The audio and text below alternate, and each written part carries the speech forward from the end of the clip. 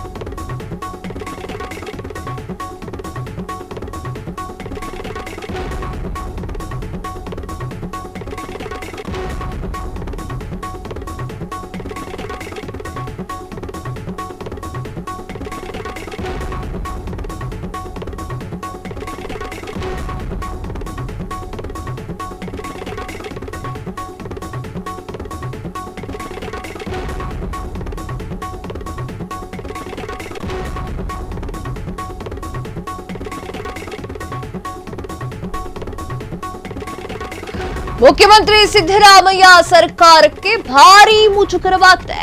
Freedom ಟಿವಿಗೆ 29 ಪುಟಗಳ ಮಹತ್ವದ ಆದೇಶದ ಪ್ರತಿ ಲಭ್ಯ. ಅಮಾನತ್ತಾಗಿರುವಂತಹ ಪೊಲೀಸ್ ಅಧಿಕಾರಿಗಳ ವಿರುದ್ಧ ಮೇಲ್ನೋಟಕ್ಕೆ ಸಾಕ್ಷಿಯೇ ಇಲ್ಲ.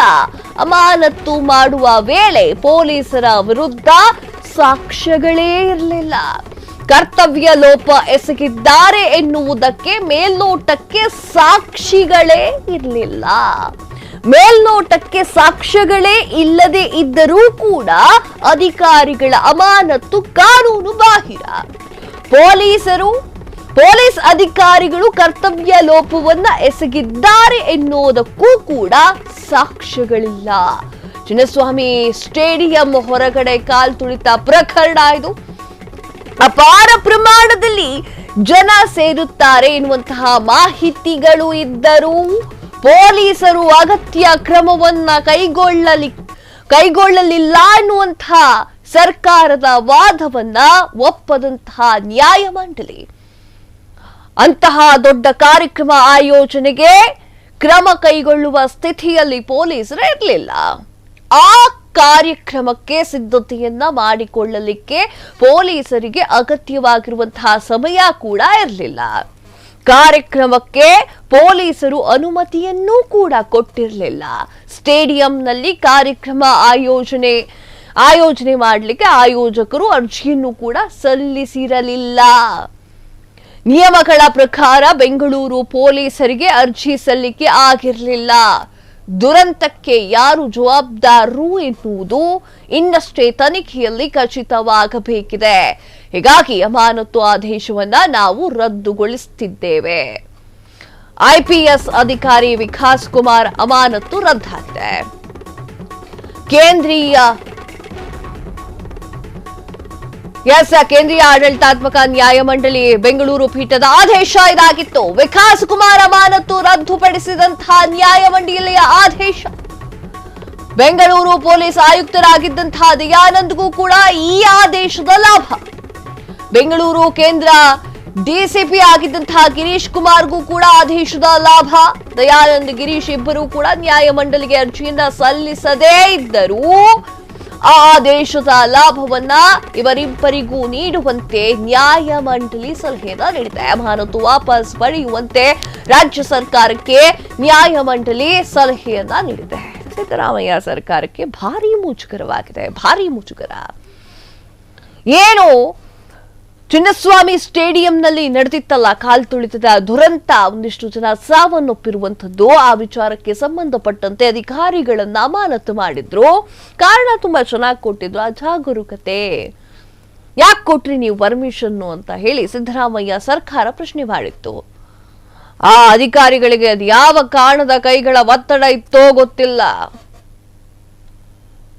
ಅವರು ಪರ್ಮಿಷನ್ ಕೊಟ್ಟಿಲ್ಲ ಅನ್ನೋದು ಈಗ ಸಾಬೀತಾಗಿದೆ. ಅವರ ಅಮಾನತನ್ನು ವಾಪಸ್ ತೆಗೆದುಕೊಳ್ಳಲಾಗಿದೆ. ಅಮಾನತ್ತಾಗಿರುವಂತಹ ಪೊಲೀಸ್ ಅಧಿಕಾರಿಗಳ ವಿರುದ್ಧ ಮೇಲ್ನೋಟಕ್ಕೆ ಸಾಕ್ಷ್ಯಗಳೇ ಇಲ್ಲ. ಹೆಂಗ್ ಸಿಗುತ್ತೆ ಸಾಕ್ಷ್ಯ?